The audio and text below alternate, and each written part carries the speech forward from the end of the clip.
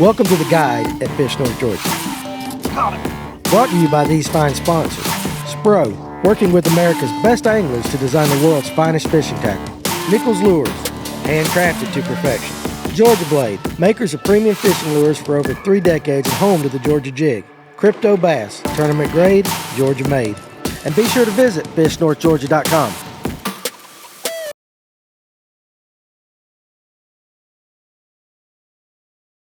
Welcome back to Fish North Georgia, the Guide. My name's Jonathan Farmer, and we're going to talk a little bit about what I found on Lake Lanier on Saturday, February the 13th. This is brought to you by True Grit Tackle. True Grit Tackle has now come out with their tournament grade jigs. Their jigs are really good quality, hand-tied, good quality hook, and good quality weed guard. So if y'all want a good jig that catches a lot of fish, go check out True Grit. Alright, first things first, we ran down from Laurel Park to the main body, fished some ditches, some channel swings, and a little bit of brush. Stayed down there half of the day. Only caught one fish. The main lake bite was not there for me yet Saturday, but this cold front, I think, had pushed a lot of the bait off deeper again out of the backs of these pockets. So the fish followed them out, and I couldn't get on top of them. But we ran up north, up above Laurel Park, into some stained water. We found us some stained water, and that's where we found the most consistent bite for me. That bite, stained water for me is always, the fish feel more comfortable in it. So if you're having trouble in clear water, try and locate you some stained water, and it always seems to help me out. We actually went up, and the first 2 fish I caught up there come off of the True Grit jig, backed with a beaver style bait. This is a Bass Reaper's beaver style bait. I like a beaver because you get the dead action of a chunk, but you get it makes a little bit beefier profile on the jig, which I was looking for a little bit bigger fish. Caught those 2, lost one 5+ at the boat, hit one in some brush and a lay down, and he had me wrapped up. I finally got him out, but when I got him to the boat, he made one last run and broke me off. So the jig was pulling a better quality of fish. I would back that up in the same areas I was fishing, which were river ledges that had points that come real close to the river channel, and I was throwing a shaky head behind the jig with a Senko style bait. This is a Bass Reaper dead stick. This is their Senko.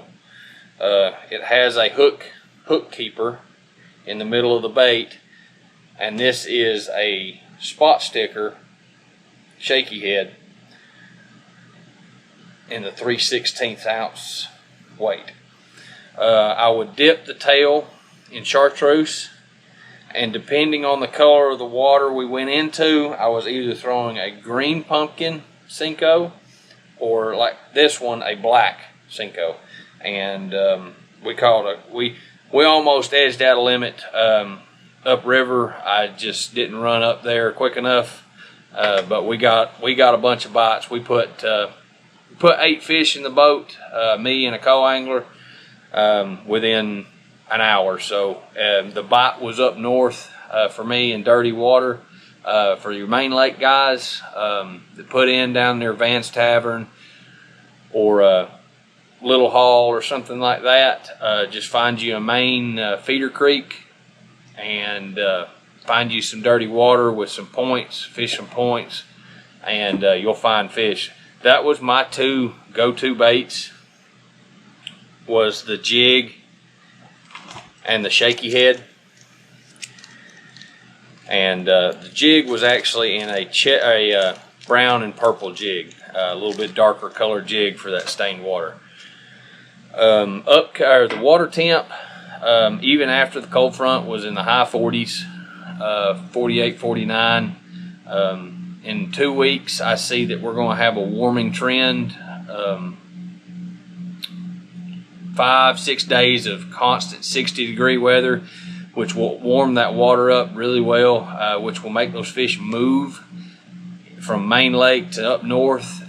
You'll start fishing your secondary points and your channel swings back further into these pockets, looking for these fish getting ready to spawn. I'd start out with some type of crankbait with some type of little bit of red or shad pattern. This time of year I really like to throw a red.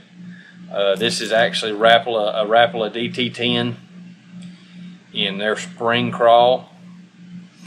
Or if you don't have any of those, you can have any kind of, this is a cheap bait. It's a Norman, but it has a good knock. And it has that nice red with a black back. Seems to catch a lot of fish in the spring. Next, I would throw some type of bladed bait. That'd be a chatterbait or a spinner bait.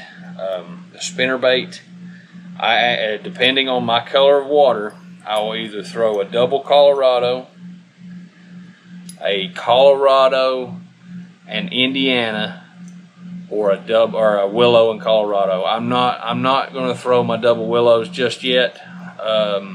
They're more for post spawn in the fall or the shad spawn.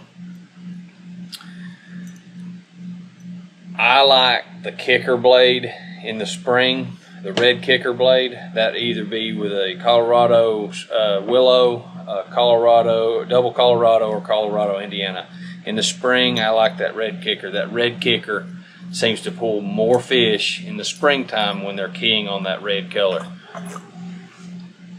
You can also throw an A-rig. An A-rig is a good fish catcher. If you don't have the equipment to throw with an A-rig, get you a flashy swimmer or some kind of swim bait during that pre-spawn all the way into the shad spawn and post-spawn.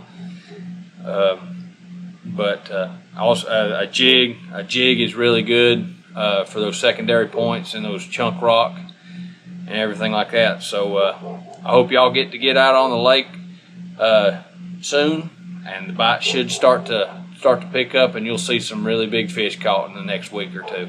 So good luck out there. Thanks for watching the guide here at Fish North Georgia. Our mission is to build a community of anglers to give you the best and latest information to make your day on the water more successful. Make sure you subscribe to our channel, click the bell so you'll be notified of any future content. Make sure you check us out at fishnorthgeorgia.com, where we carry a large variety of bait manufacturers from here in the North Georgia area. So we appreciate you being part of our community, and we'll see you soon.